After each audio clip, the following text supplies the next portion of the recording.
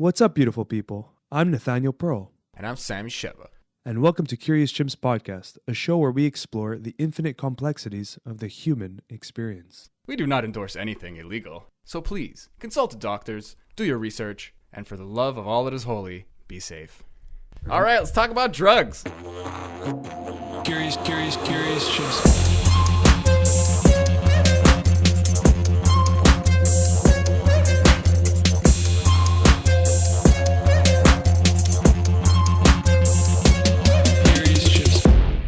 Are we starting? Is it starting? Yeah, we're good. We Right. You tell us. We'll You tell figure out us. how to edit it, and that's it.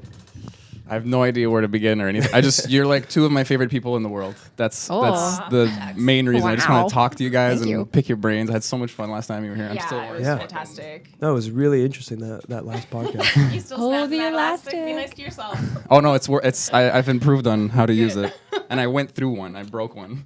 So is that It's such good? a good process. It's revealing, Just, elevating. Don't berate yourself without, celebrating yourself as well. What do we call it? It was Nancy, right? Negative Nancy? No, it wasn't Nancy. it was, No, it's Francine, Francine, yeah, and yeah. Sophia. Yes. Snapping the... Mine, I called mine Negative Nancy. Yours 'Cause was I- Nancy. NN Yours just- is NN negative for Nancy? sure. Yeah. Very cute. I have not creative, I guess, but it felt right. That's Yeah, I just more use her important. names. I just That's use it. Sophia and Francine. I love them so much. I did for a while. It worked. It worked really well. But I wanted a really cool name for like the good one. What's the good one's name? I don't know. I keep Oh. thinking of like Anubis, like something stupid and nerdy and like, ugh, you know. Say hi to Anubis right over That's there. it. Yeah. I want it to be How like. very telling of your personality. That's what the it. Yeah. names of your positive and negative psyche I want it are. to be And that you borderline could never pretentious. get one good enough. Yeah, Yeah. that's it. It keeps changing. Anubis. Really telling. Yeah. Anubis is pretty cool, though. Yeah, Thanks. What is Anubis? the Egyptian god of the afterlife. Oh, that's Anubis. Yeah, protector that of guy. the afterlife, protector of the cemeteries. the jackal. Yeah. Jackal face god. I Looks used like a to lion. be like Oh. obsessed with Egyptian mythology when I was a kid, and like my whole room Oh, wow. was decorated. And I wanted to be like a little Indiana Jones. You wanted to find shit. Look at how like Yeah, water that's damage what- on the Sphinx and shit, and be like, it's actually 10,000 years old. Yeah, that didn't really pan out. You still are an explorer, though, I I would am say. an explorer, I would say. Yeah. Have you been to Egypt? No, I have not been to Egypt, but I did go to Jordan and I saw Petra. Me too. I Amazing, actually, at the time, I wanted to go to Egypt because if you go to where the Red Sea is, it's very quick to fly over. And my boyfriend at the time, his father was going to be in Egypt, but you weren't allowed to cross over from Jordan to Egypt at the time, so I was never able to go. When did you go? 2015. I was there too at that Soon. time. I was Really? I was early. at Petra, yeah. Recent. What? That's crazy. Yeah, I was. We did a birthright trip, so we get a free trip to Israel if you're Jewish. Oh my gosh, So then yeah. we extended it. We went to Jordan, Petra. I wanted to go to Egypt, but at that time it was like a lot of politics going on. Exactly. Yeah, there was kidnappings too, if I'm not mistaken. Yeah, So it two wasn't a really Israelis. good idea to go over. But my boyfriend at the time, his dad was there for business. He used to go all the time, so it would have been nice, but just didn't pan out. How wild was Petra though? That was. Whoa, Yeah, whoa! I had this guide who is a Bedouin, and he has a cave himself that he rents out as like an Airbnb, and there's Wi-Fi in it. And I thought that, like he was like the souped-up nicest cave. guy. He showed us around, and rode a camel. It was great. It was good times. I went with a girlfriend of mine whose father is from Saudi. So she speaks the language, and we stayed in Amman. It was Wow. an amazing trip. Probably the best trip of my life. Yeah, I would say. Very empowering. Yeah. I'm like proud that I did that. That I went, and especially now that we can't travel and we don't know what the future holds on that. So Yeah. You I'm got glad it. At least you have that I'm glad memory. I had the balls to do it. Yeah. You know, Yeah. Wow. I just remember walking through that like valley of rock, the gorge. just going through, Yeah. and then you just see this kingdom chiseled out of stone. Wow. Yeah. It was. Yeah, and like all the tombs everywhere, and I mean it's a whole village, right? I visited Jerash too, that has the four layers of architecture all stacked on each other and it's Byzantine, Bedouin, Roman, and Ottoman, not in that order. But, That's impressive if you could name Yeah, it it's like I'm not that cool, but still. But yeah, it's just very fascinating to see the different kinds of cultures that can, they're also vastly different, and their values, whether it be, you know, like fancy and like the architecture, like Roman architecture is so elaborate and so, you know, but like Bedouins had like other values and other morals and very simple. Bedouins are so cool. Yeah, so definitely. Cool. And like it just like to this day, there's the Bedouin community in Petra and in Jordan, and you know, they have their own schools, their own hospitals. They don't like live that's like the difference in the values of the people, right? Their allegiance is to whoever owns the land, if I'm not mistaken. So I wouldn't want to speak out of turn. I don't know. That's from when I learned that, because there was Bedouins in Israel, there's Bedouins in all different parts of land, and they're just like nomadic. They just travel, and whoever owns the land is just they're not in politics or anything. They just do their thing. It's pretty cool. Yeah, the dude who showed me around just got engaged like yesterday. So shout outs to you, Mountain Wolf. I'll tag him. He's dope. With a name like that. We should do a little intro, actually, because we missed that the last podcast. Can I just say the ridiculous like similarity of us just jumping into a conversation and you guys like connecting on a travel location that you now were. Yeah, exactly. Yeah. Oh, Chichen Itza? Yeah. Oh, it's true. Yeah. Incredible. Have you been there? Yeah, I used to work and live in Cancun. I was an entertainer. Oh, sweet. Yeah. And so I of course went on a little trip to Chichen Itza. Gotta go. Another the only one who adventure hasn't been over here. Oh yeah, well that was before I got fired and deported. Okay, we have to get into That's that. a story, right? Yeah. we have to hear that. Just maybe like quick 10 seconds who you are, and just so people have context. 10 seconds of who I am. Oh, take an hour. Who Just cares? kidding, No rules. Right now, I identify as a multidisciplined artist, feminist activist, and erotic artist, and I also my day job is in reconciliation. So I facilitate courageous conversations between Indigenous and non-Indigenous folk in Canada, and I've built a curriculum with a team of incredibly intelligent people to help further educate people on the history, our shared history with Indigenous folks. So Nice. yeah, so that's a little bit about me, I guess. I like to make things, and I like to make things better. Sweet. In a nutshell. I don't know if you said your name. So you're Amber. Amber. Everyone, Amber, Audrey, you were here before, so hey again. Hi. Well, we touched on it last time, but I'm a painter. I'm very active in the community. I try to I've done some performance painting or some collaborative projects. I've led 2 Tunisian projects so far, which is where everybody paints at the same time, where you invite multiple people to paint.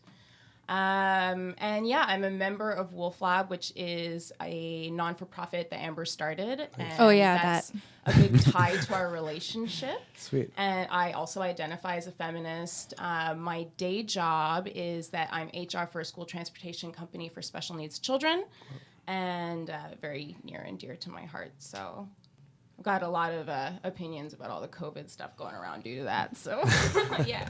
We just had like a crazy podcast, like very leaned on the conspiracy side and the fuck mask You side. invited Jason Reed, eh? Yeah, that's it. You gotta just have some We threw tips. it down on Facebook the other day. Very politely, mind you. Yeah, I mean, of course. I don't really know ish. Jason, but he seems like a nice guy. Oh, you guys would break the universe if you talked to each other. It would be great to have like a solid microphoned debate. But anyway, that's a topic for another. But I had no idea about this whole like Indigenous reconciliation thing. Like, I mean, that part of the reason I wanted you on the podcast because I have no idea like about you. I just tip of the iceberg. Like, met you a couple of times, fell in love, and I'm like, who is this human being? And the more I learn about you, I'm like, what the fuck? That's so cool. And I don't want to jump the gun or anything. Can you tell me more about that? I'm really curious. About what I do with my day job? Yeah, it sounds fascinating. Yeah, so I'm the program coordinator for this initiative. It's called the Truth, Healing, and Reconciliation Initiative. And basically, we just try to promote the truth of our actual shared history and present reality. It's for my church, which I'm a Unitarian, and I work for the national body, the Canadian Unitarian Council. And basically, when the Truth and Reconciliation Commission came out, we decided to stand by our values, and we offered an expression of reconciliation, which was to educate ourselves and as many people who wanted to on our shared history, and try to move toward conciliation or reconciliation, as some people call it. And we do that in a way that helps people process their emotions and their initial reaction to a very difficult truth. You know, we're going through a lot of that right now with all the racial injustice that we're starting to see. It's always been there, but we're starting to see it. So that kind of happened in Canada, at least with Indigenous folk, you know, in 2014, 13, when they started the commission. And yeah, so basically I created a reconciliation through film guide where I take young adults on a little journey through the history using film and using art to help people connect with these very difficult emotions.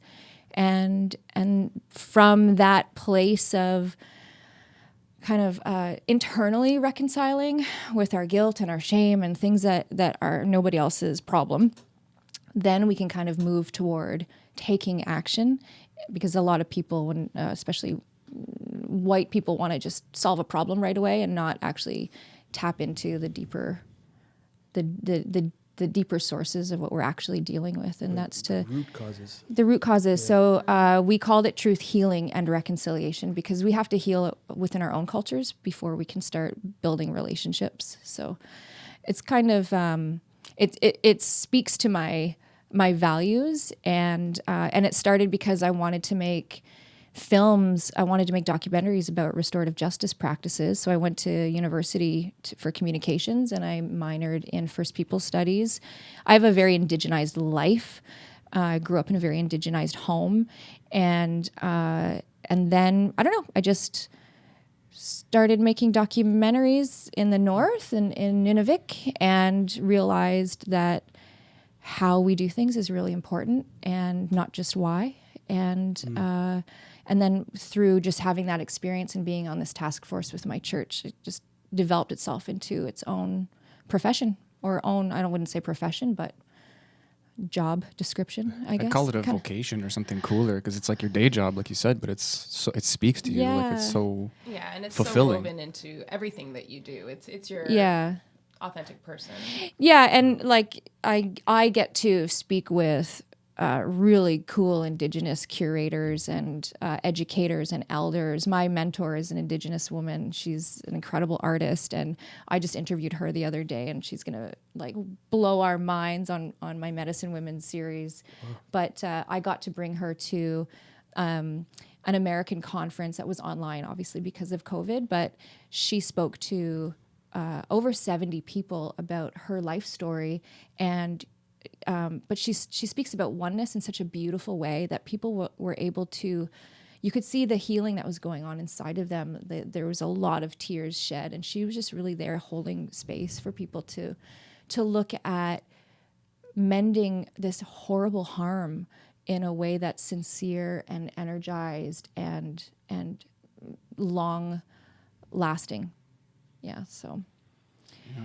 I mean, you keep saying shared history, and it's like, it's one of those, maybe every instance is an important way of speaking, important way of putting it. And it's kind of treated unconsciously like a speed bump or like a cyst, you know, like this kind of lump. And if you kind of feel back on history, so to kind of, like the thing that you said to me that hit me the most was the importance of the truth, right? It's a hard pill to swallow, and it's something that we want to glaze over. We just want to make it okay. Yeah. But you can't unless you educate yourself and continue to educate, you know, your offspring and like further generations, so that we don't forget and we don't repeat the past, right? I mean, never forget is a statement that was made about a horrible time, and it means something. We can't forget, you know? Speaking the truth is super important. And we're so forgetful, humans. We're really, really forgetful. The species with amnesia. Who keeps saying that? That's I think that was Graham Hancock. Yeah. A lot of faith traditions talk about the forgetfulness of humanity. Right. We have to. That's why we have teachers that come and tell us, you know, the message over and over and over again. We have to be reminded, and that's okay, because we're human. Yeah. We folly. Absolutely. It's interesting because I didn't know much about this whole topic up until recently, I was seeing this girl, and she works in Nunavik, I believe it's called. She's a criminologist, and she works with troubled kids, taking them away from troubled homes and all that kind of stuff. And she was just explaining to me what's going on over there, and it was just mind-blowing how I never learned this, never knew about this, and just it's like Canada's like we just swept it under the rug. Dirty little secret. Yeah, exactly. Yeah. And it's so scary when you really uncover what's going on. And she was explaining to me their culture and how beautiful it is, and how like their culture can translate and help so many of us in the way we go about life. 100%. I mean, Inuit culture is incredible. I worked in Nunavik filming an expedition of 15-year-olds between 13 years and 18 years old. They did a 90-kilometer cross-country ski trek in the tundra over 5 days, and I was fortunate enough to go with them and film this documentary and celebrate their resilience, because not enough stories are told about resilience. And I think that that's part of the problem of this shared history and this telling of the story, is that often we got caught up in telling of the painful parts, and we start painting a picture of these downtrodden people. And that's not true. They're just as multifaceted and resilient and full of grit and humor and joy and and celebration. She fell in love with her culture. Like she was supposed to do that job for like the longevity of that job she's in is usually like 6 months to a year, and she's been there a year and a half. Just loves the culture, just everything about it. It's really it's powerful. Yeah, my heart is up north, big time. And Johnny too said that about the north when he was there. It was just so beautiful. He was in Iqaluit, he said? Yeah, I believe so. It's important to have like footage documenting, you know, like this versatility, you know, like all of our entertainment comes from the same source most of the time, you know, Hollywood, but like to see these other places and what they have to offer, which is a lot, you know, we're so sheltered from that, you know. So I think it's amazing that you went and, you know, made this piece of footage needs to be seen, you know. Yeah, it was a lot of fun. Where can we see this, by the way? YouTube, if you want. It's called Jeune Caribou, I think 2016 or something like that. I'll put a link up for you. We'll link if everything like. up. It's not my French. Jeune Caribou. I'm not proud of the quality of some of it, because we had a very short amount of time to turn it over, and we were working in minus, you know, up to 30 and with 50-kilometer winds sometimes. Wow. And there was two legs of the journey that converged in the middle. So there was 15 youth on either location, cross-country skiing, to meet at this central location. And so there's 2 camera people, and my partner had an assistant and I had an assistant. So everything is like a little bit off. And now as I get more skilled at my storytelling and my technical, I don't know, capability, I watch it and I'm like, oh, I wish I could have done it. Well, that's just the artist in you, no? Yeah. Trying to always get better and perfect. Yeah, but the story is there, and that's the important part, right? Yeah, and I was able to go to Comox, to the Elder College there, and share that story with them, and just talk about what it means to be an outsider, a cultural outsider, to be welcomed in, and like what does it look like to, you know, be careful about where you point the camera and what stories you want to share, and, you know, to do it with a lot of honor and dignity for everybody. And also to honor, this is, I'm not sure if I would really like this in, but I will share this with you, is that one of our youth at the end of the expedition took his life a week after, which is a very common occurrence. You know, it's kind of, it trends. And, you know, we had to go through a whole process of deciding how is it that we want to present this truth, you know, and that's a direct result of colonization. So, you know, it's painful stuff. It was a lot of joy filming, and then coming home and hearing that news was it was devastating for everyone. But what it did for me was make me want to, you know, work harder for more and more healing. Yeah, instill the responsibility that, you know, we need to live in a place in where that's not the case. Yeah. Yeah, the dirty little secret wording that you guys used earlier, like we're talking about people, like forgotten people. like treated in a certain way, seen in a certain way by like communities that aren't getting the respect that they deserve. Yeah, and I guess it depends on what news source you're going to find that respect, because I can see it when I'm on different, like Facebook. I'm on, I'm friends with people, so I don't see that stuff in the same way. The beluga hunting season was just happening, and I got to see all the photos of these beluga across the land, dinner. My one girlfriend was posting photos of her new earrings that look like, it's called maktak, which is it's like a fermented beluga fat and skin, and she had earrings that would look like, if you could smell this stuff, it's disgusting. But yeah, I was like, oh, nice earrings. Yeah. What do you want me to react? Yeah, but it's like candy to them. They love it. Oof. I would try some beluga fat. You'd try anything. Yeah, I've learned this about you now. That's pretty much That's important. I'll try anything once. I tried beluga fat. I usually I ate seal heart dipped in beluga fat. It sounds delicious. The seal heart is delicious. It's like sushi. It's like butter, but the beluga fat's a little bit too sea-like. I don't know. It tastes a little bit too much like.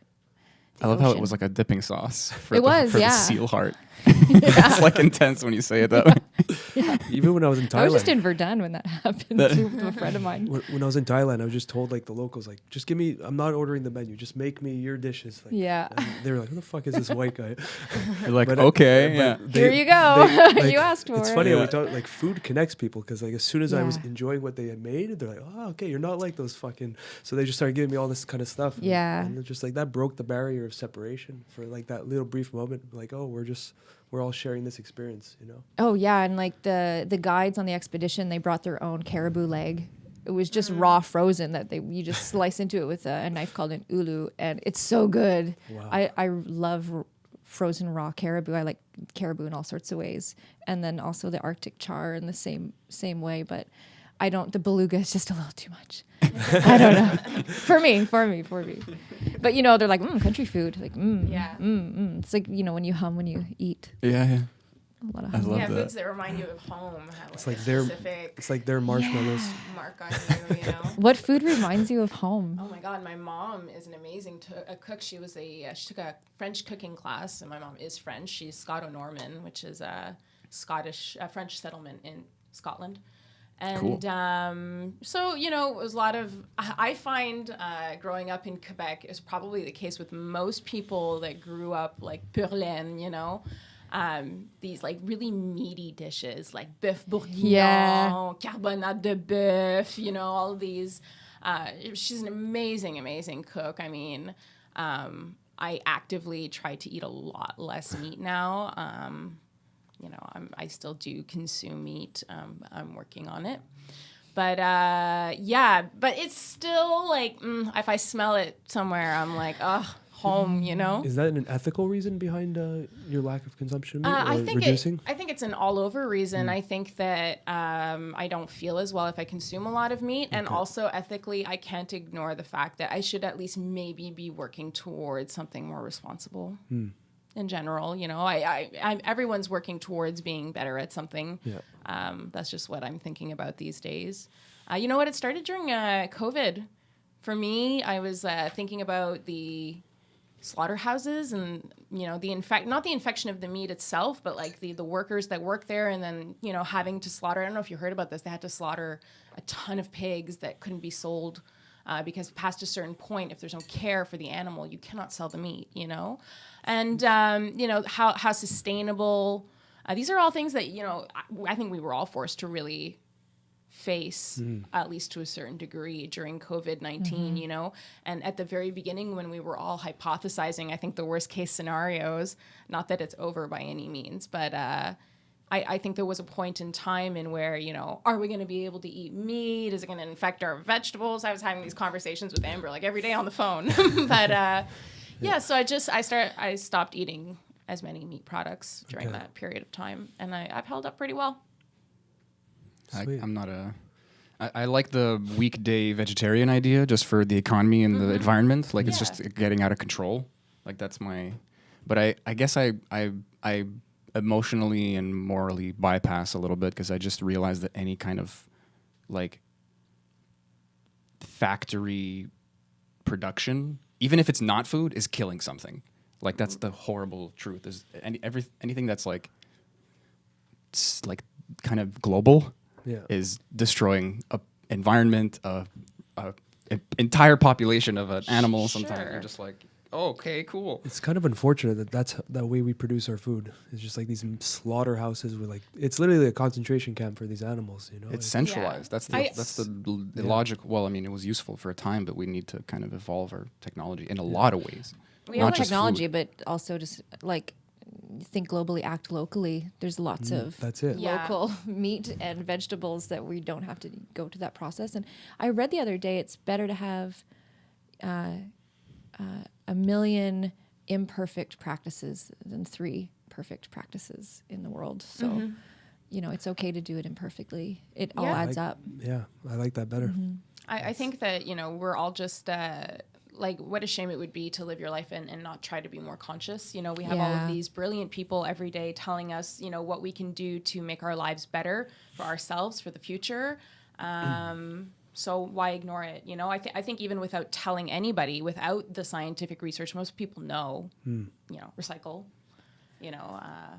Well, we forgot reduce, reuse. We had the 3 R's growing up. Recycling's so much more convenient. That's it, just throw it in the bin, half of it gets garbaged anyway. You know, like, why not? If we have the capacity to be better, why not try to be better? Well, I mean, the theme so far of the conversation seems to be attack the individual. I mean, maybe attack is the wrong word, but like change is, you know, if you put a toll booth on a fucking highway, there's going to be less traffic. You know, you can fuck with mob mentality and socially engineer the result you want, but if you want like a lasting, real, a genuine change, you have to talk to a person and see what's resisting and what needs to be healed or what needs to be understood. And like it's where the real work is. You chose the word attack. I did. People. Yeah. I was like, you said it, and I was like, I took it back. I was like for me, it's a battle. It's like a war with. How much better than to be personal and intimate and real with people, and, you know, create, you know, important pieces of work that reconciliate, educate, you know. The deeper we can go, I think, with people on these subjects, the better. As we can see, right, we were all like locked up in our homes for a while, and all of a sudden everyone became really interested in political climate, and I thought that was really interesting and important.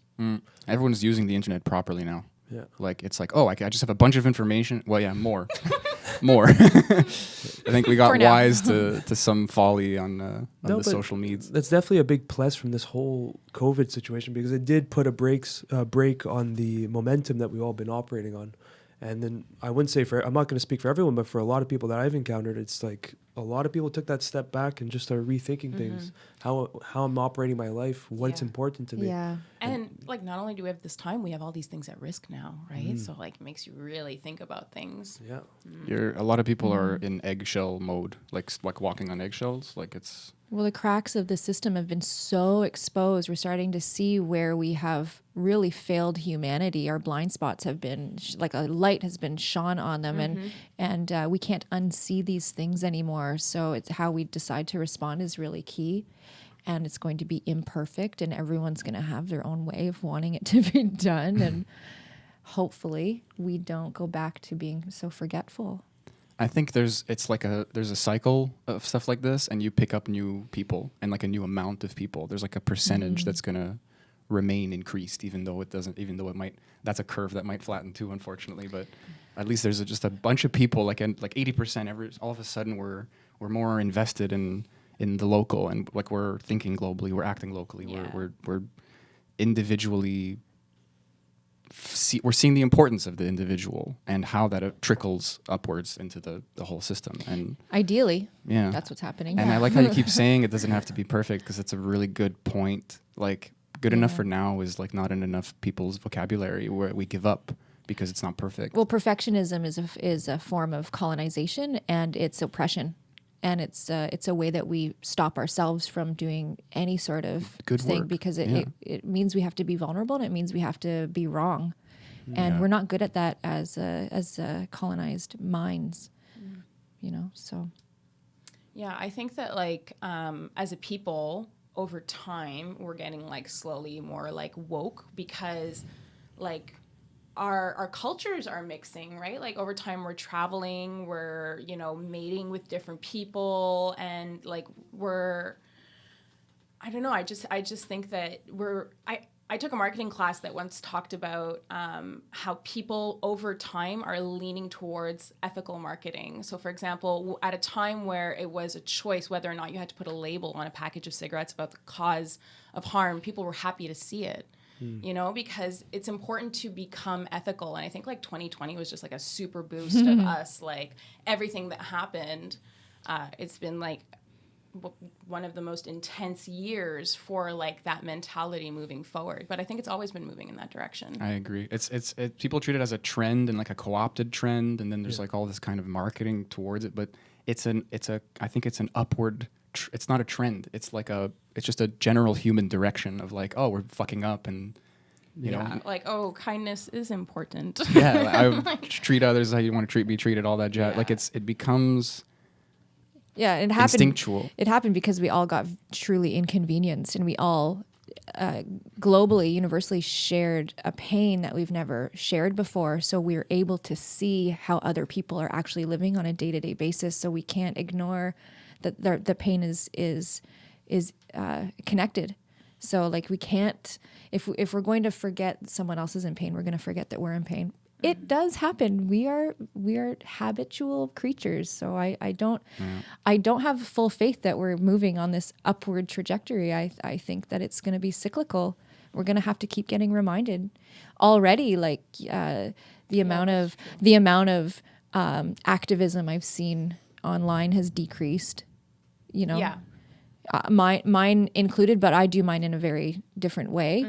But you know, they talk about performative allyship right now. It's a big term, and it's, you know, showing that we care, but we don't always care until we're truly inconvenienced. And I think COVID was that gift, a gift of inconvenience for us. You know, I was lucky. I wasn't a single mom with kids at home. I didn't have a job that was under the table. You know, I at one point finally had access to CERB, and, you know, so I was okay. I was living in basic luxury, getting to stay home with my boyfriend. And there's a lot of people who don't have anywhere near that, you know. Right. Lost businesses, lost jobs, lost houses, everything. Well, just think about, you know, not only was it the elderly that were in the palliative care centers, there are people that are just in palliative care. Yeah. And alone. That is a nightmare situation. I cannot fathom, you know, it was, it's a war in itself. It's not against another human. It's against a virus. And, you know, that was a genocide. Yeah. You know, it was absolutely horrible. Well, it exposed how unprepared they were too for that in those environments, and how neglected it was. Right. You know, it appeared at the surface, oh, we got our shit together. As soon as this happened, there was just so many people just fucking died that shouldn't have, could have been saved or could have been avoided just from sheer negligence. Right. And it just shows, like, you know, what kind of jobs and how we pay, like the whole thing that happened about, you know, obviously the people that are going to be doing the jobs at the CHSLDs, because of the rate that they're being paid, are usually people who are immigrating, who don't have their equality of, so that they can't like teach what they taught over there or practice what they practiced in their country. Yeah. So they're taking on these jobs. And then when we had a promise to get everyone moving and get everyone on these special programs where they could train, the previous work that these immigrants have done were not eligible. So it just kind of goes to show like how we treat our people and the class systems that we develop, just in terms of the jobs that we have available. Is really, like you said, it really exposed all of the cracks in the system. Yeah, and imagine, like, it hurt me to go through, like, especially the initial phases of COVID. It was devastating for me. Yeah. In many ways, I lost a lot of things, but to think that it hurt me and I was doing so well, that to me was the most kind of poignant moment for me. It really connected, like my heart just felt cracked open at the same time. Yeah, I feel similar. I mean, everyone feels like they kind of undermine their emotions. I don't know, maybe it's just me and most people I talk to, but you feel so you're like, it's like your intellect is saying, look at all these reasons to be grateful, and you still feel like shit. So you kind of have this like, internal battle. And then even that internal battle seems kind of petty in the face of like real dangers, real issues, real physical, like health issues, economic issues. Like there's so much devastation. And I'm just like, well, I get to work from home now. Like there's I think that hierarchy of pain doesn't serve us as humans. It's a pool. It doesn't. It's a pool. Yeah. It's an ocean, and that's really what we need to swim in, and not like there's no top person who's suffering the most. No.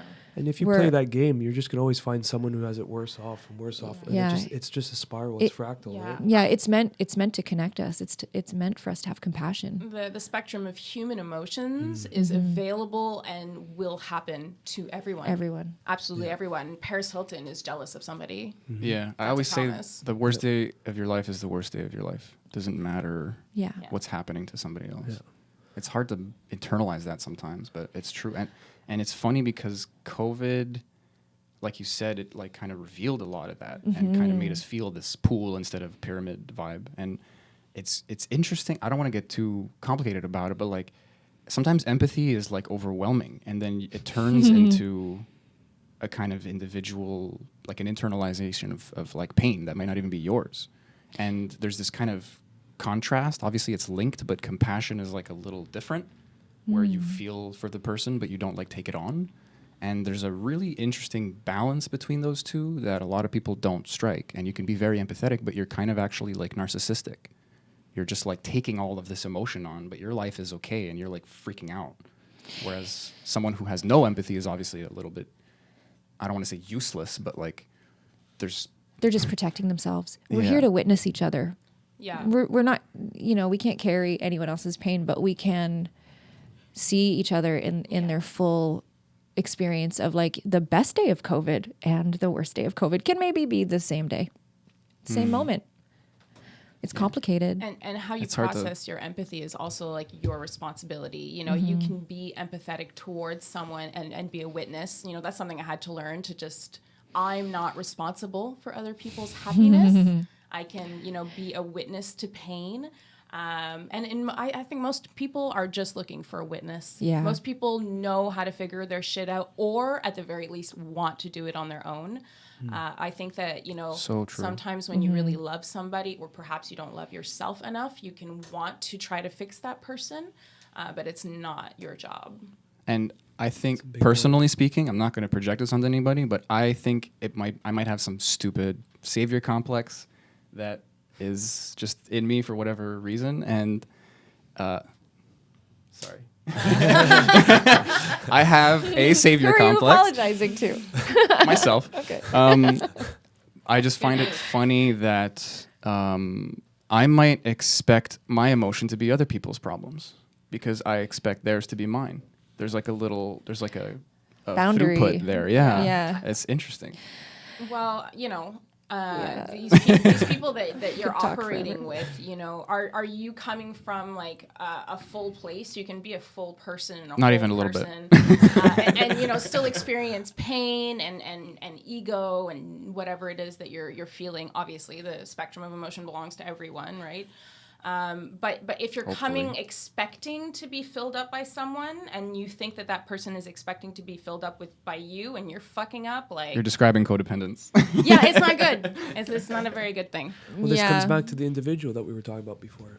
Strengthening the individual is the best way to be a support system for everyone around you. Right. It's the individual that needs to be looked at, observed, and worked through.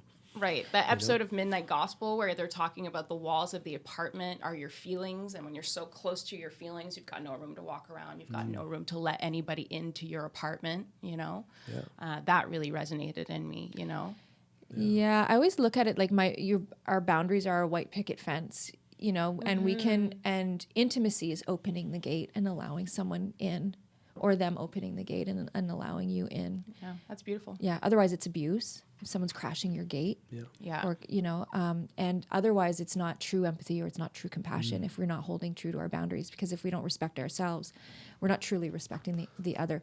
It is an imperfect practice, and we are constantly being reminded of our forgetfulness. Vulnerability is such a key word. Yeah, such a powerful. Yeah. hard thing to do and to maintain.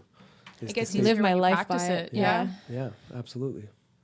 But that's what more people need, and more people I think are craving vulnerability, and they don't maybe know how to express it. But it's coming up more and more, especially in a time where COVID destroys the barriers, and we're all kind of experiencing this panic together. Puts up new barriers. Yeah, we're open wounds right now, you know? But the wound is open, and that's a key point where that offers healing or protection, but there's the two choices that you can make. Yeah, and like, let's not sew it up too quickly. Let's take a good look at this wound. Why not? Yeah. We're here. We're human. We get to have an opportunity to really look inside without judgment. You know, it's okay. That's important. I mean, like the benefits are not obvious. Maybe they are intellectually, but there's this emotional instinct to heal. Air quotes, hardcore, like just heal fast and like, oh, I don't want to feel this way anymore. There's so much value to feeling this way. There's so much under that wound, you know, and you're just like, I'm scared of bleeding out or whatever the analogy. It's the gift of life. It really is. To feel really is. this broad spectrum that Audrey was talking about. Yeah, I think that feeling pain, like, have you ever just like got in your car and put on, like, even if you're in a good mood and you put on the saddest song like 3 times in a row just to like fake cry your way to the highway?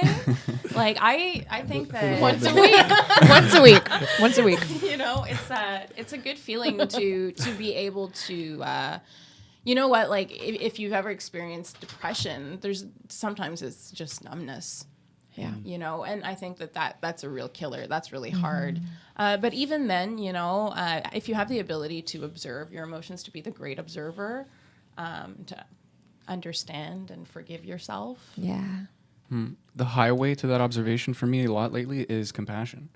I thought I kind of put the horse in front of the carriage, or the carriage in front of the horse, and then I realized, like, I want this observer to feel compassion, but I needed to feel compassion to create that space. And this is like I just touched on a huge new thing in my life. Ooh, yeah. It's gonna open up. No, I'm done. That's it. All this cool talk about vulnerability, and then it's like, I gotta go. I gotta think. Ooh, not me. I double booked. I've got a thing. Yeah. No, I think it's a big gift to other people.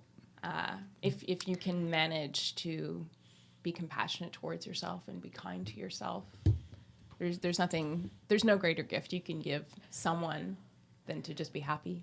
Yeah, a lot of stuff relies on kind of permission. A lot of people just have this natural appeal to authority. Like, we're just social monkeys, right? Like, we want to know what we're allowed to do, and everyone does that to a degree. But like, if someone is living a certain, that's why it's like live by example, like lead by example. That's the mechanism. Yeah. Is like, you could tell somebody something all day, but it's going through this maze of filters and ego. But if someone is just living a thing and it works, you have definitive proof. You're forced to see another side of reality, or whatever you want to call it. Yeah, that's if anyone's... Go, please, please. Well, like, what works for me that might not necessarily work for you too. We can't go around just like chiming our story, because like my trauma is not your trauma, you know? Like, oh, it's hit or miss for sure. We talked about it last time you were here, actually. Yeah, it's hit or miss. You just hope it helps somebody, and you don't overshare and you don't undershare.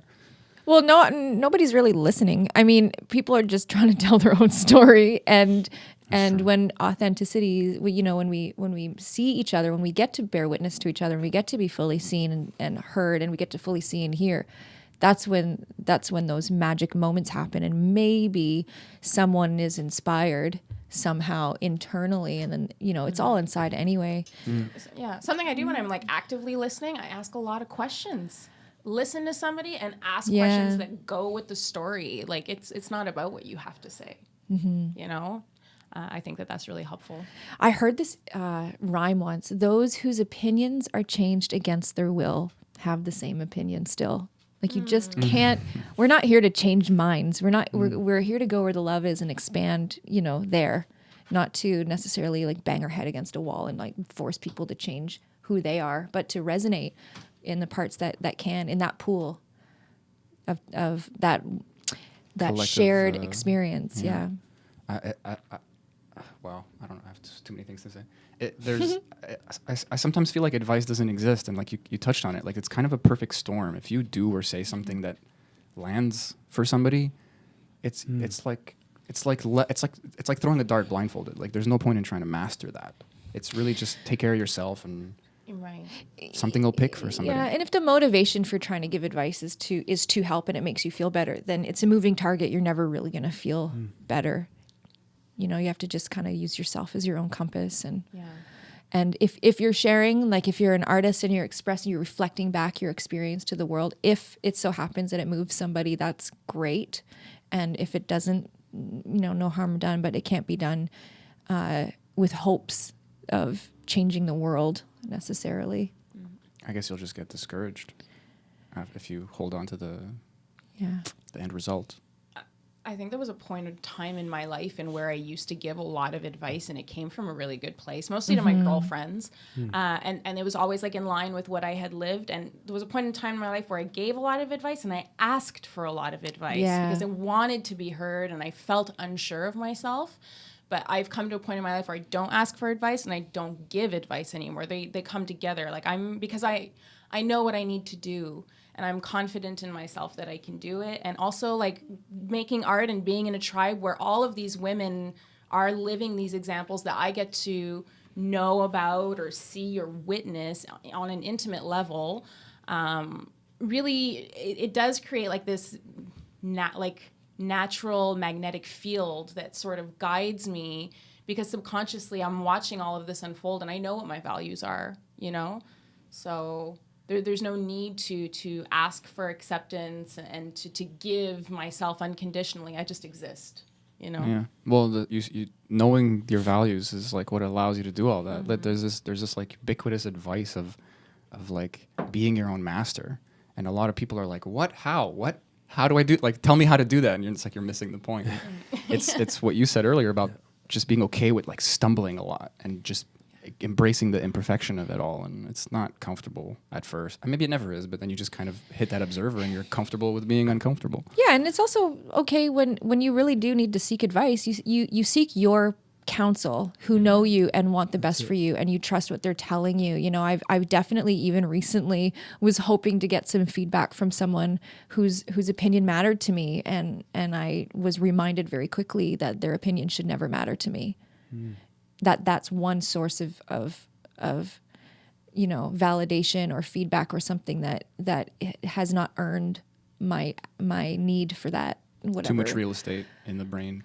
Yeah. It's unproportionate. Yeah, like you know, so, but there are definitely, like, I have a mentor and I seek her advice, you know, what do you think about this? And she'll tell me, but it never comes unsolicited, you know, and when it does come, I listen and I very much consider what's being said. It's not just me wanting to hear my story bounced back to me over and over again, which I think happens when we're in that, you know, how many councils can we go to?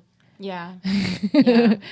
Yeah. But it's true. The Wolf Lab has this like magic quality of people learning to live their values independently as individuals in a collective, which is really powerful. Was that your goal? Yeah. Yeah. It's Nailed it's in our it's in our mission statement, it's in our vision statement, and it's in our covenant. We have pre-agreed upon rules of engagement, and that has to, we speak kindly about ourselves, and we pay full attention to one another, and you know, we speak up when our boundaries have been crossed in a way that doesn't carry on, and you know, we respect each other's privacy, and we ask consent for everything. So there's a lot of intention behind what we do. It's like a church, right? Where all of these people that are seeking the same thing are uniting.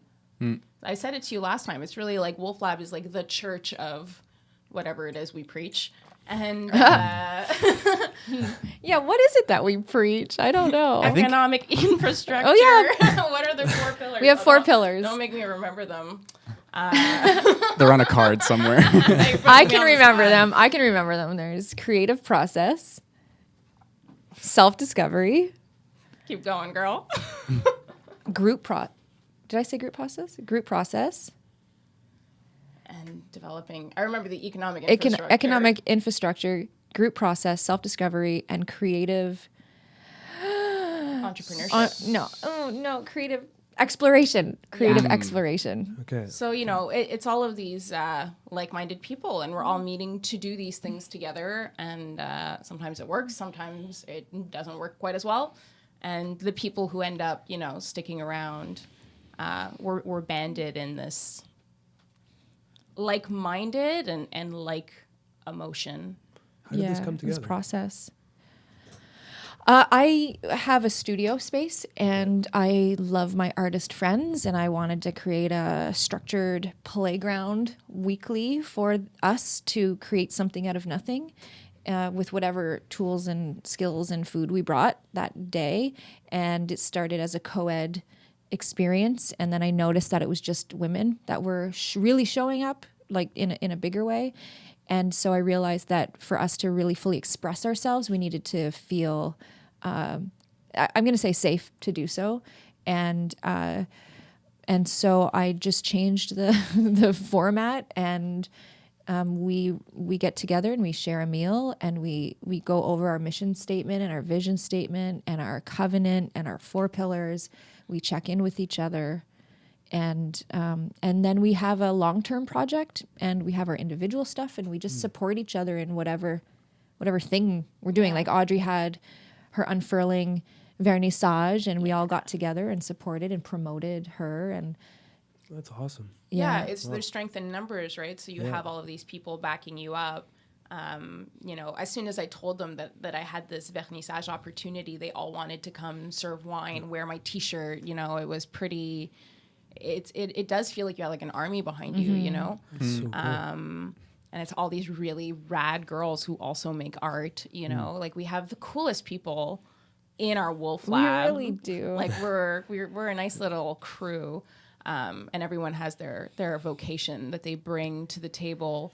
We're working on a project right now that, you know, everybody, it's a pretty amazing project, but everybody has their own role, and everything just fits in so well. It's like a little puzzle. Like, we all bring our ingredient it's like Voltron. to the recipe. Kind of, yeah. Kind of, yeah. And it's a process. We don't really know exactly what's happening next, but we know what's in front of us right now, and then we make decisions going on. And like we had a meeting last night to go over some logistics, and you know, there was a lot of ideas and a lot of decisions that need to be made, and then it became very clear that we just all needed to take on our own clear role. And that kind of relieved us of so much pressure and tension. And now we all feel really engaged in what we're doing. We're all helping each other get the work done. But it feels good to have individual responsibility and also, you know, group input, because the best decisions are made as a group. But they all move forward best when one person is kind of in charge of them. So it's really exciting. Yeah, really. I feel like Wolf Labs evolved a lot, and you know, it has. It's good because you let it. You know, you take in whatever direction. Like COVID too. That was another thing. You know, we can't meet in person anymore, so we just started meeting online, and we ended up writing a blog, and it's awesome. You know, like it wasn't something that we were doing before, but it's just evolved in whatever way it organically needs to. Yeah, and then we were able to bring in members from outside of Montreal. So now, you know, we're expanding the membership, and we're trying to figure out ways of including them in whatever process we're doing, even if they're not involved with, say, like an in-person project. And, you know, we're just going to grow and move with the needs of the group. It's really powerful stuff, especially for women. You know, we speak very highly of each other, and we're promoting each other. And, you know, I was always so scared of calling myself a feminist, and I can't believe that I've resisted that label, I guess, or I'm not sure. And it really, my whole life is enmeshed in feminist theology and practice. Sweet. Yeah. It's nice to have just a collective group of like-minded individuals just prompting each other up and cultivating something that you all believe in. I'm a fan for sure. Yeah. I think often about. I honestly want to mirror this somehow. Like I think often about like there's expressions like discipline doesn't exist. It's more about your environment, you know, or like you're the average of the 5 people you hang out around with the most. Like you're creating that for yourself. You're like hijacking that mechanism. Yes. And just you have like a tribe or an army now. That's or a pack. Yeah. A wolf pack. You know, and we're putting time aside to like actively do things that we love, right? So like it's not, you know, like it hits a lot of nerves, a lot of notes, a lot of like, it's very important. And I also think like women, you know, there's like chess clubs for women, golf teams for women. Why? Because a lot of times these activities were male only, you know, like a lot of areas of life were male dominated for a really long times. There is undoubtedly more male artists than female artists. So I feel like I know a lot of like men that are gung-ho on and able to create these amazing projects, and I admire them. And it was always like, you know, in awe of that initiative. Mm-hmm. And, you know, here I am now with the support to, you know, I was able to like get into art on my own, but it skyrockets when you know, decide to join a collaborative. For me, anyway, I work really well with others.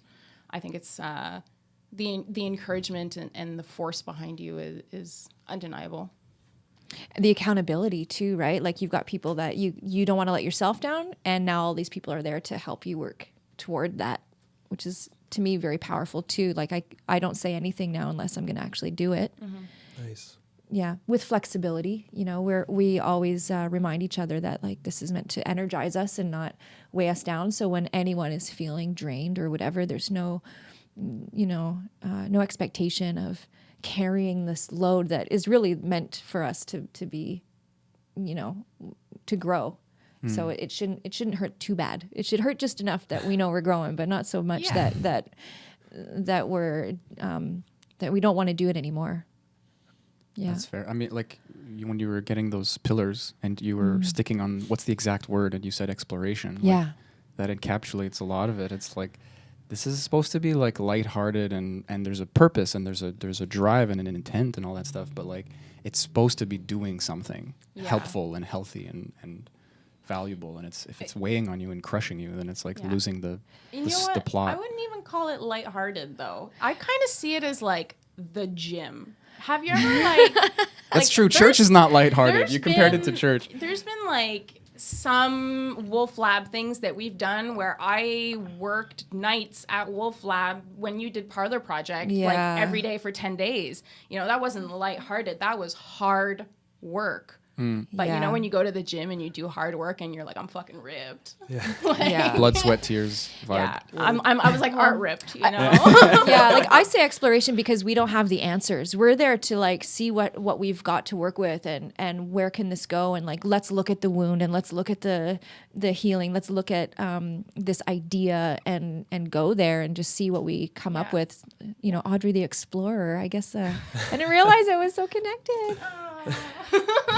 And the self-discovery thing, I mean, we have a process at the end where we talk about how we witnessed ourselves in the meeting so that we can be vulnerable and share, you know, like, oh, you know, because a lot of people have that jailer voice inside of them where the whole meeting, all they could say to themselves is they don't belong, they don't fit in, they're not good enough. The imposter syndrome. That is so smart to have this like meta meeting sort of. Yeah. Dissect that afterwards. Yeah, and so that we can also neutralize those thoughts and feelings for people if they need it, or just to take the power out of that thought. And then also people can witness themselves and say, I killed it tonight. I'm doing so much better. I'm really proud of myself. And you know, that space of bearing witness even just to ourselves, I think is really super powerful. And the platform to be heard, you know, like how valuable is that? Like a lot of us go through our lives, we don't feel like anybody, you know, resounds with what it is that we're living. But when you put someone on the spot, like how was tonight for you, you know?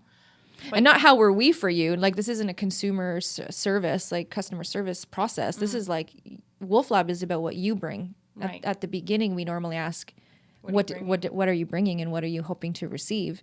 And people sometimes say that they brought juice and pencil crayons, but what we're really asking is like, what ideas do you have, and like what qualities are you going to show up with here, and what vision do you have for the team? One step deeper. Yeah, we do the also macro. bring juice. But also and wine. I said juice as a very. It's never juice. It's never juice. It's mama's juice or whatever. Some type of juice. Yeah. It's no juice. Creative juice. It is very juicy. Yeah. It's pretty Lab juicy. is very juicy. That's for sure. It's good for the soul. Yeah. That's the value of having these kind of collective groups where you have like, you share the experience together, but then you offer that sharing platform afterwards and how you feel about that moment. And I resonate with that. At least I don't have a wolf lab, but I have where I go do ayahuasca. It's we do it collectively in a ceremonial setting. And some of the most powerful work comes at the end of the ceremony when we all sit in our circle one at a time sharing our experiences. You know? Yeah, the debrief is very important. Yes. Yeah, especially in ceremony. And sometimes it's not even about anyone's reaction to what you're saying. It's just about being heard and just expressing what needs to come out on the surface, you know? Yeah, that's a healing circle, a talking circle. Yeah. Yeah, it's a very powerful way to self-reflect and see yourself reflected in other people's experiences. Yeah. Yeah. And having those pillars of support just bring it out of you, you know? And it's, you can't simulate that alone. It won't happen. It needs to be in a collective environment, you know? And that's the power of Wolf Lab and sharing circles and all those kind of things. Yeah. When you have a group of like-minded individuals, it doesn't force you, but it brings that side of you out to explore and look at the wound and go for the healing. Yeah, and it's interesting. What I love about Lab personally is that we don't just sit around in a circle and talk about stuff. We do things, and it's in the doing and the creating and the building and the troubleshooting and the problem solving and the conflict that helps us go through that process. It's a community of praxis, I would say, where you're practicing this internal, external, reflection. Yeah, I think like doing anything with anyone, you know, if you go for a hike with someone every day for like a year, even if you don't talk, like you're connecting through your activity, you know. But I always say like making art with people because it's like such an emotionally based. I imagine doing ayahuasca also with people. You know, there are certain activities that you become close really fast because like, you know, there's layers that are exposed, you know, there's a lot of you that's raw, you know, like one of our first labs, like when I'm just meeting these women for the first time, you know, we drew this picture of ourselves and I'm talking about what the things in my picture represent. And I'm just bawling my eyes out in front of, you know, these new people, these strangers. But, you know, you can't help it. You know, that's what we're calling on you to do, you know, to expose yourself. And it's beyond language sometimes. You know? It's just being there, sharing that experience will just connect you at that level where you can have a friend for years and you didn't share that specific thing with that person, you know? Yeah, shared hardships are very cementing. Yeah, you just feel like bros after you're. The ayahuasca is a great example because like every single person there, I take a bullet for, you know, and I don't even remember some of their names, and it's just that connection, that barrier is broken right off the bat. That wall that we all have up, and it's just because we're all in the collective for the better good of ourselves and for each other. So it's just that bonding. Yeah, it's an embodied experience, and it's a vulnerable thing to do to expose yourself, because you never know what you're getting into when you do drugs, and you never know how people are going to perceive you, and you never know what depths your mind is going to go to. So to be vulnerable in a group of people that you don't know, set and setting is so important when you do that stuff. And then you have this embodied shared experience. It goes into your cellular structure. And I think like the exercise that Audrey's talking about it's called the geography of the self. And we outlined our bodies on craft paper, and then we drew a map of how we saw where the mountains and rivers were in our own bodies. And we had, you know, pens and stickers and things, and everyone drew a map of themselves and what it looked like to them, and to share why there's fire here, and you know, why it's broken there, and why there's flowers there. And it was just so powerful because we're all connected to our bodies, and to draw the body with your hand, and they're all on the floor, and we're down there. These manifestations of your pain, of your joy, you know, your story. And I actually had the pleasure of doing the exercise twice. And my first one and my second one weren't at all the same. I felt like my first one, I was really new to the group. You know, it was one of my first days. Oh yeah. And I've got chills. yeah, it was very, the pains that I were discussing were surface pains. You know, an ex-boyfriend here, you know, some high school acne there. I don't know. And the second time, I felt, because I had been in lab for so long, I felt a little bit more like an overseer of other people.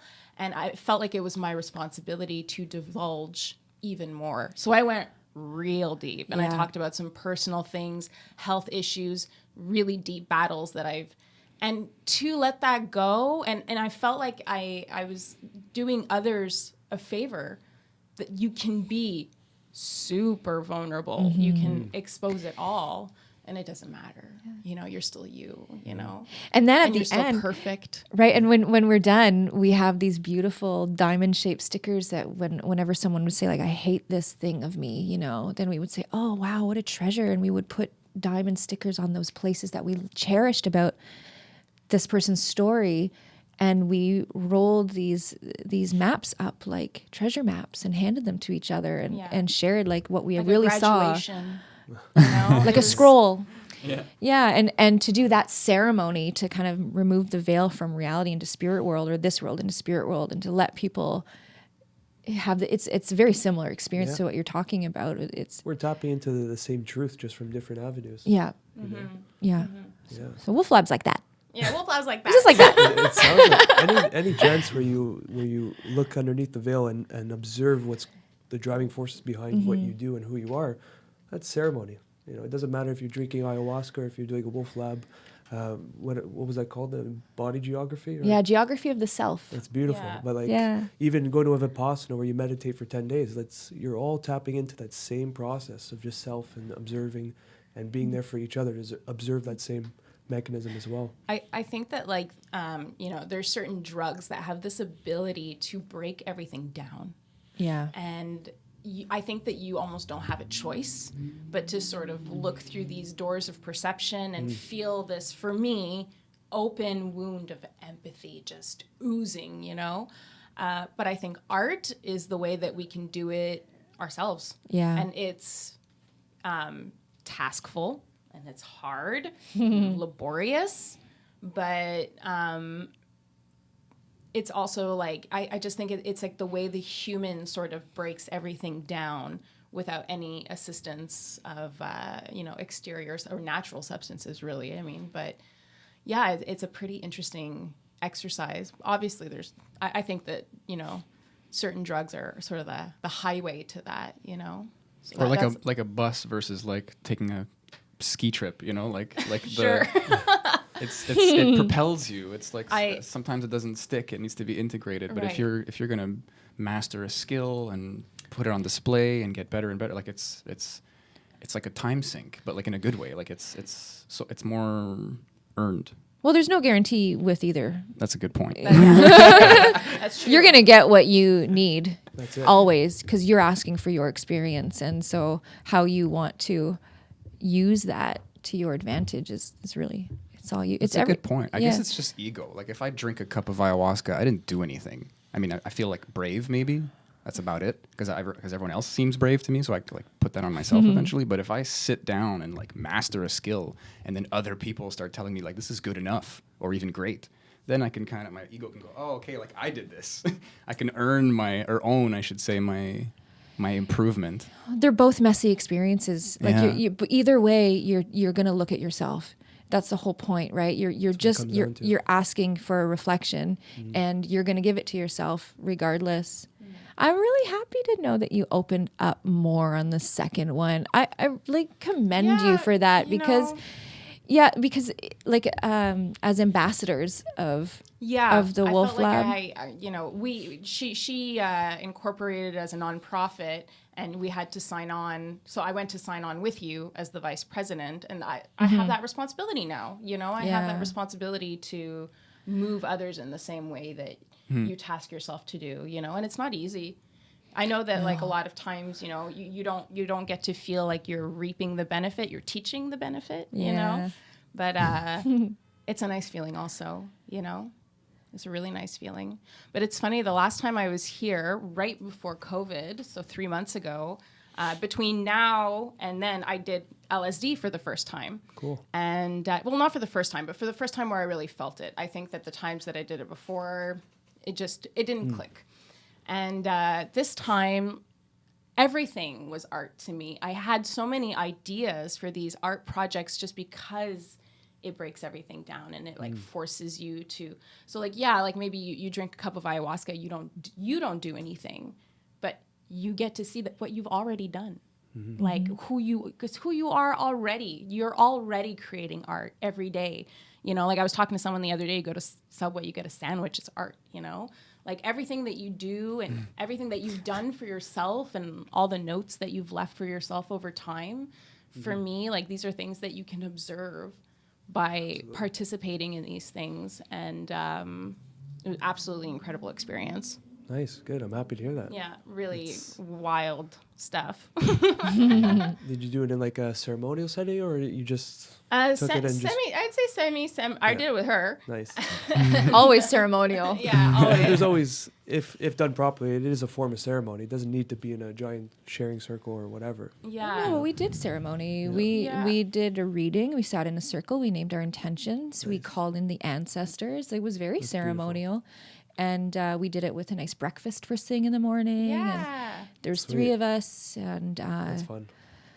Yeah, and it unfolded like an epic poem. It was full of metaphor that all wove together, and at the end, it was like tight, like nicely knotted in a beautiful bow, and forever changed from that one in particular. Yeah, I do like to trip.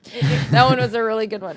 It was really emotionally, like everything was really emotionally positive. Yeah. For me, I think that was the most distinct thing was I didn't expect it to be so emotionally driven. But I just like the whole day, like wept tears of joy. I don't know. That's the set. Yeah. You had some good stuff to work for. Yeah. Work with. That's what work Amber through. said too. Is that it's not what you want; it's what you need out of the experience. So that at that moment is what you needed, what needed to be expressed. Yeah, I went home. I drove myself home, and I just kind of like felt all this like pride in myself for being brave enough to go to the Middle East, to do a road trip by myself in BC, to do LSD, and cried myself to sleep with a big smile on my face. Awesome. So many things that you've done for yourself. Yeah. I'm very proud for of others. myself. And for others. You too, my love. Thanks. And it's important to remind ourselves of that sometimes. A little self-tap on the back is so rare for a lot of us. It's needed. I'm noticing this. Like I never would describe myself as pessimistic, but it is something that is revealed to me. And now I'm reading this David Goggins book, and he says, build a fucking cookie jar. Like when you are running like fucking 50 kilometers and your body is screaming at you, like you need things to pull out and be like, why am I doing this? Or what have I done before that's made me a badass, or whatever your language of choice. And it creates momentum. Like a fortune cookie jar? That's even better, yes. I love that. Like a self. Yeah, we have a swear jar at Wolf Lab. If you speak poorly about yourself, you have to put money in it. We could make like a... That's dope. And also we should have Jar. a fortune cookie jar. I'm down. I love that. Yeah, That's beautiful. I To have them too. Yeah. You're talking about like that internal monologue that is nice to you. Yeah. It's super important. I'm like my own biggest fan, and I'm totally fine with that. Well, you coaxed those flames in me last time you were here. I still want to hit you on that point that you said that maybe that when you drink ayahuasca, like you do that and it's done. Sometimes drinking that cup is the hardest fucking Getting thing there to do. is fucking And all the I work. don't want you to sell that. I don't want you to sell that experience short, because that is such a powerful. From the decision you decide to go in and sign up to these ceremonies to the moment you get there, that all that requires so much courage. Up until drinking that cup is so much courage. I wouldn't have gone if you didn't point that out the first time. You were telling me like, dude, this is gonna happen. This is the roadmap. Like your ego is gonna pop out of the woodwork and find every reason for you to get the fuck out of there. It's usually the week or two before. Yeah. All this chatter. I was think right. I figured out these issues. I don't need to go. All until that moment, you'll have that little chatterbox. Yeah, no, that's fun. So I wouldn't categorize that as doing nothing. It's quite a bit is happening. I accidentally sold the whole thing short. It's the and thing your I do. whole life leading you to that Accidentally, moment. yeah, right. You could be somebody completely different. You know, I don't want to speak negatively about any lifestyle, but without speaking negatively, you know, you could be living in Rosemare, working at an IGA, you know, you could not be living the life that you are now. And the life that you are now, who you are is fantastic, you know, and leading yourself to that moment where you drink that, like, you need to be proud of that. Yes. Every step that you've taken to arrive. And when you put it that way, it's easy. It's like a tensegrity. It's like if you negative one thing, it kind of negatives everything. It's like a filter or a lens. And then if you're like, no, look at all the stuff that led me to who I am now. If I love that, I kind of like ipso facto love myself now. Well, yeah. Well, paths taken, paths not taken. We do both, and sometimes we don't have access to certain paths because of environment or voices or whatever, colonization, like all of that stuff, spiritual practices. And so that makes us, take certain paths and avoid other paths. And then as we grow and learn, sometimes we can get back to paths that we didn't know were available to us. Yeah. It's funny because I had a Facebook memory of a quote from the Parlor Project from 7 years ago or something. Oh, segue. I was going to ask you, obviously, but please continue. Oh, okay. It's my tagline. It's what the whole show is based on. And it was a Facebook, memory of this quote. And I thought, wow, yeah, my future self has been laying this path for me for 7 years, this part of this path. All the stuff you're made of. And so I trust my future self to have my best intentions in mind. And I don't have to have all that stuff figured out. I just have to be here and squeeze suck the marrow out of this moment, because I know whatever's coming has got to be great. If I've come this far, and if what I was chewing on 7 years ago has it revealed itself in this way. Wow. It's like your the power blossoming. of intention is like really Oh, I had utilized. no intention at that time, but it's an unfolding, right? They say nothing in the universe ever grew from the outside in. So we're just constantly flowering. And so whatever energy was coming up, from the Taurus shape that we are, it's manifest, it's crystallized. That's so cool. Because whatever that quote was, I've kept that with me for this long, and it's meant something to me so much so that I was able to create this entire movement. You said something that's like that's a quote that's stuck in my mind. I made a bookmark out of it. Like I try to tell myself this often because I do not live by it, but you do apparently, and it's paying. Our job is not to worry about what is possible. Our job is to strive. I said that? No. Who said that? I don't remember. Maybe Sadhguru actually. He says like it's nature's job to figure out what's possible. It's your job to just do your best, and that's that was like the gold. In the middle just of be everything you okay. said. Just be okay with what's happening, and don't be afraid of the experience that the universe is like meeting you with sincerity halfway to your success. So if you're feeling pain, it's because the universe knows you need this pain for whatever's coming. So thank you for this pain. I hate it, but I will cherish it. I will cherish it. A lot of that comes with trusting the process. Yeah. Trusting the process is huge, Yeah. And trusting yourself. I always tell Amber, it's like our little joke. I say, I'll let future Audrey Yeah. take care of that, because Not in that a dismissive anxiety way. Yeah. of not thinking that you can handle it, you can handle anything. And you will. And you will. And it's the process, and it's you, and to know that everything will be fine. Yeah. But I think that exists in the realm of being fine with everything. Yes. Yeah. And a lot of people don't even feel that's an option, but it really is. I mean, it's a practice. It's just accepting it. I mean, you can't change reality. You can mediate it in any way you want to, but you still have to accept it. And I always say the process of creation is the creation. Like the product is not as important as the process. Yeah. And my product never stops. Like it's always changing. Like whatever I'm doing with my art, it's always evolving, blooming in a different way, and in different paths that I've decided to take or not take. Yeah. That's crazy. It's like a constant redaction of the self without a hardship or like a harshness, just kind of like I'm growing, I'm doing this, and then you're not redacting the work per se, but you're letting that speak for itself, but it's like fruits that are just falling off the tree that is you, like just, okay, next. Well said. And fruit can only really fall from the tree when it's super, super ripe. You can't rush that process. And if you pick it too soon, it's super bitter. And it resists. And it gives you that weird thing on your tongue, like spiders are crawling up it. And when you've picked your fruit too soon, and you know what, you got to plant the seed again and start over from the beginning. Yeah, it's the creative process just works that way. And that's presence, being in the moment, aware of what's coming, what's ripening. Presence is a big practice in its own, but. Oof. It is the practice. But that's all advice that's boils what will down lead to you to wherever present. you want to, where your goals are, whatever. It has to be those present moments of focusing on whatever is going on and cultivating at that exact moment. Yeah. And trusting, trust and presence and the process are all complex ideas, but trusting the process, staying present with it, it's just going to happen the way it unfolds. Yeah, there's life traps or blocks or something. Like the goal is presence. It becomes obvious. Like I said, you look at all these pieces of advice and they're all essentially saying you need to be mindful so that you can blank. Whatever you need to do, you need to be in the controller seat or the observer seat. Yeah, well, just to accept, right? Yeah. To blank, to accept anything, and acceptance, synonymously with happiness, right? Like to be... Unfortunately, like we're all gonna have really bad shit happen to us. We're all gonna die, So I think like the ultimate goal is, whether it's good or it's bad, acceptance.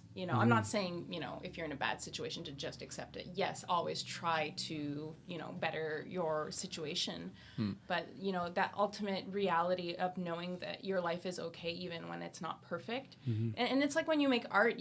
Sometimes I make art and I have people point things out like, oh, this should be like this, or it's not perfect. Well, I like it like that, and I like it imperfectly. Nice. And to be a fan of imperfection in life, I think, is really useful. And to know that things that are not okay are okay. Yeah, acceptance isn't passive. Exactly. It's I think it's a decision to really take inventory of what's actually happening and to decide from there. But to pretend like it is something else is a detriment to. Yeah, it just means it's going to take longer to. You got to start over again. Every time you try to rush something or pretend like something is something else, then everyone knows about starting over again. Yeah. There's wisdom in starting over again, though. Well, because all of the experience from the last time I had and the this time before conversation with that. a friend because we were talking about mistakes. New Game Plus. We're talking about mistakes. Nerd jokes. I'm sorry. We use like a U-turn, not a U-turn, a cul-de-sac as an example. And she was telling me that she hates when she has to redo things and come back around. I'm like, you know what?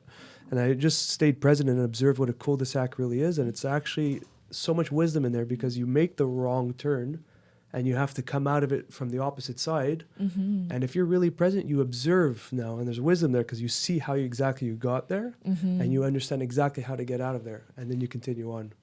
So it's like there's so much wisdom in those wrong turns, in those U-turns, restarting. There's just so much wisdom if you're present to gain from it, And there's a lot to be present about, like everyone in your environment is carrying these stacked ideas of trauma, of joy, so maybe you're just not paying attention, if you're not happy, there's so much to be present about. That's a cool thought. It's really, I really resonate with that. Like, unhappiness might be like a kind of narrow vision. My therapist used to tell me all the time, never be so consumed with your own emotions that you can't hear a bird chirping out your window. There's a whole world that exists beyond your unhappiness that you could participate in. The universe is more expansive than a single mind. If you take He Doesn't Love Me and you put it in your back pocket and you go kayaking and you go see your sister and you hold a baby and you call your grandma. Take a deep breath. It's just a thing. Taking a deep breath of free air. If you take I'm really things. sick, that's a big one. You fold that up, you put it in your back pocket and you go for a bike ride. You call your dad. There's things that we have access to. Yeah, it's like improv. It's yes and. It's not yes but. It's yes and. Yeah. All of those things can be, appreciated and held in balance and looked at any given time. All of the things exist, but we can only pay attention to one thing at a time. So whereas the human gift of focus is so precious and so valuable, and we can totally pay attention to our unhappiness, and we can make that last as long as we possibly can. And, we're allowed to do that. And we're also allowed to take a different type of inventory if we feel like it. I visualize like putting down the magnifying glass, Sometimes we're just focusing on this part of our life or this moment. Just put it down for 1 second, look up in the room, Yeah, absolutely. That's so true. I call it the etch-a-sketch, moment where you have to like just shake it, like let everything go. Shake it out. Yeah. Well, what's that practice in Buddhism that they draw like these incredible mandalas on sand? Yeah. And then as soon as it's done, they impermanence. How very much like life. Practice of impermanence. I've always been obsessed with that. I see like graffiti artists. Why are you doing that? It's like, no, take a picture, put it on Instagram. It's that's like not what it's about. My friend made this beautiful piece of art, and then he did a throw up on top of it.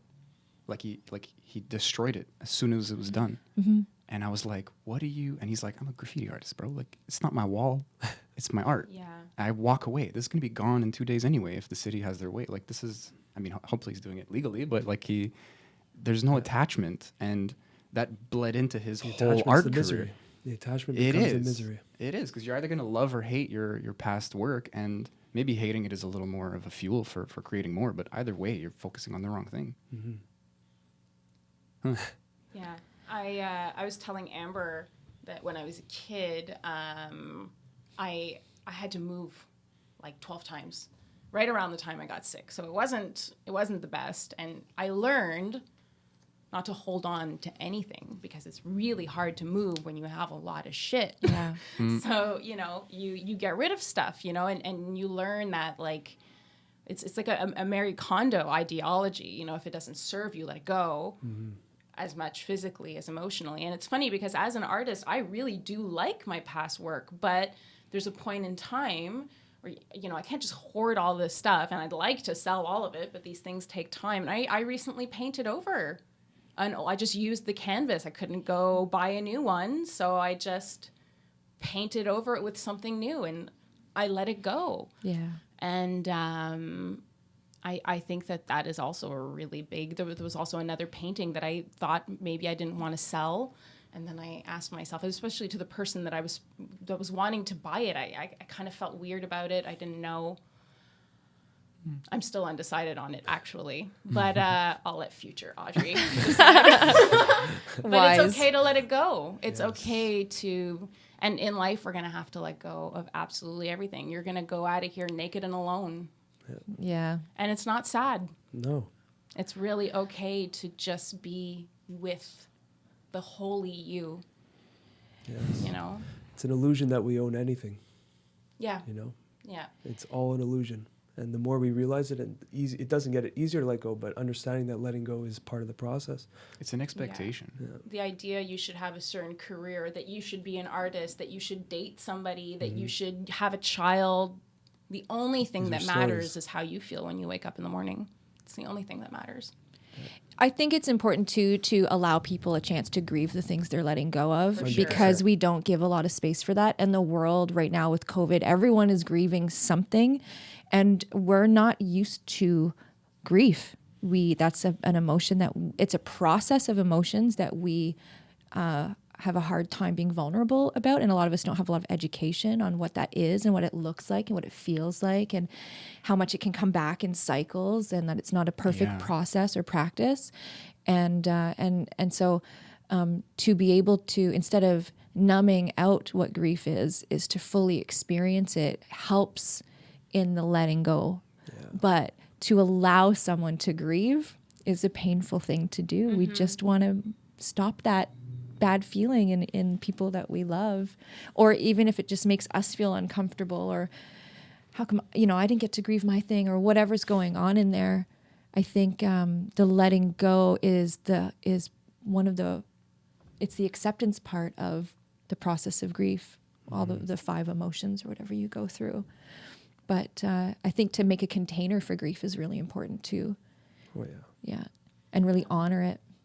Do you think it's like, because it's so I don't know, everything's like so time bound, and it is like a process that is seemingly random. Is that why there's not a lot of space for it, or is it just a kind of ego defensiveness of not wanting to feel the vulnerability? I mean, it's probably a mix of both, I guess. I think it's cultural. I think all cultures have different ways of approaching grief and of what you're allowed to grieve.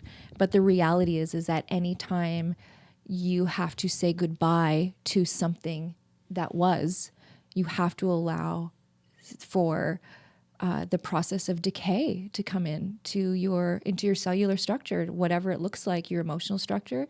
But we all know what compost does. It helps the flowers grow. So to trust that process and to not move past it too quickly, I think is really important. And to claim it, I'm grieving right now. I need to do this. It's okay that I'm doing it. It doesn't mean I'm going to be bawling my eyes out forever. It just means that if I don't do it fully, it's never going to go away. Mm-hmm. And I'm not going to be able to do another painting or date again or get another job or whatever get a new apartment, whatever the thing that we're letting go of is. It can be as simple as just an idea we had about ourselves.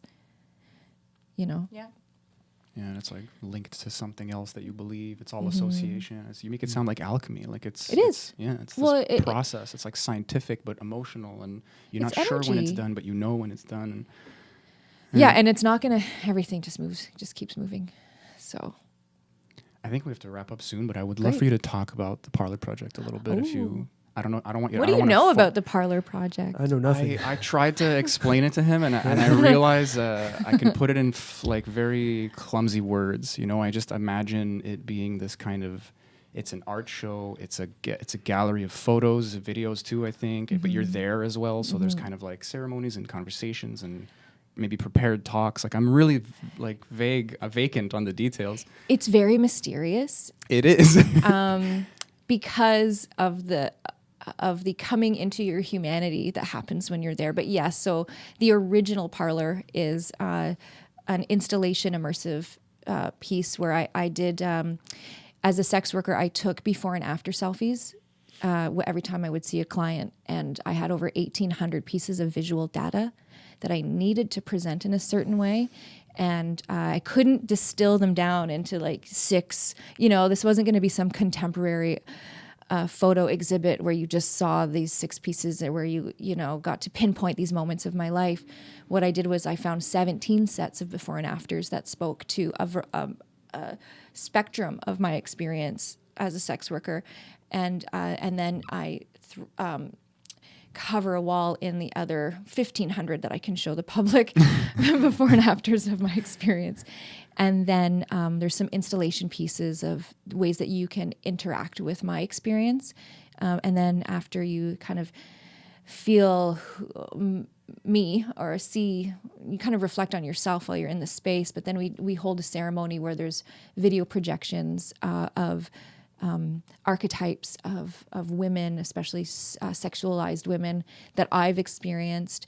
And then I break down these archetypes. I kind of dance back and forth between it being a projection and a performance of ceremony that I do that breaks down the archetypes and reframes them into a very human space. And it's based off of this poem called The Spider and the Fly, which starts off, "Come into my parlor," said the spider to the fly. And it's just basically about this super seductive fly who like eats this really stupid spider for going into her trap, which was an archetype of women, sexualized women that I thought of most of my life. And then I realized it's far more nuanced than that, but that's the story that we're told. And so my work in the Parlor Project is really to help people see themselves in something that is very taboo, which is meant to be a source of intimacy. And I also, at the same time, afterward, we do a debrief. So people can share their experience, which is where a lot of healing happens. And my goal really is to elevate the language we use about sex workers. I say medicine women because there's a lot of healing that happens in intimate spaces that we're not addressing right now. And if we start talking about women like they're doctors and professionals in this world, then we won't kill them and beat them and stop giving them access to resources and funding and safety that they deserve inherently for being born, but most especially for having this great gift that they offer the world. And so that's, I don't know if that's it in a nutshell, but COVID happened. I had a tour prepared, and then COVID happened, and I had to grieve this experience and redefine what it's going to look like in the future. So I've got some ideas, but I don't know, Audrey can speak to Parlor a little bit, and she was there for so much of it. And, you know, it was my show, but I had so many people collaborate with their expertise, and to have my pillars with me for the experience was profound. Mm-hmm. And I don't know, Audrey, you referred to it as a frying pan to the face. It's quite shocking. I think in most things that you do, being like a master of ceremony that you are, it's a church again, where you bring people to an understanding and an accepting of everyone. I think that the debrief is like half of it. It is a huge unpacking for people of not only what they've just seen, but of their own shame, their own awe. You know, if some women come in there and they see themselves, some men come in there and they see the shame that society's put on them. There's all kinds of people from all kinds of walks of life, and I think that you are the mediator, and you do it exquisitely. And it was a really beautiful, it inspired me to, I did a huge painting of Amber taking a selfie of herself. It's super inspiring. It's inspiring for a lot of other artists. There's another artist that did a life-size painting of Amber nude, as well as a friend of mine. And yeah, it was I make it a lot. Really, a lot of nudity. But yeah, I think it's cool. Very unique in its in what it is. And I think it is a ceremony above anything else. Mm-hmm. Yeah, it's the Parlor Project Spiderfly and Web is the full name of it. And what I really want people to engage with is the idea that we're neither spider nor fly, that we are the web, and that we're merely reflections and projections off of each other at these intersections, these articulations of our human experience, kind of like Indra's web, I guess. And everyone who comes sees themselves in some way. It's really interesting and profound, just like feminism. It kind of meets you where you're at. And I didn't expect it. I didn't know what it was going to be until it was.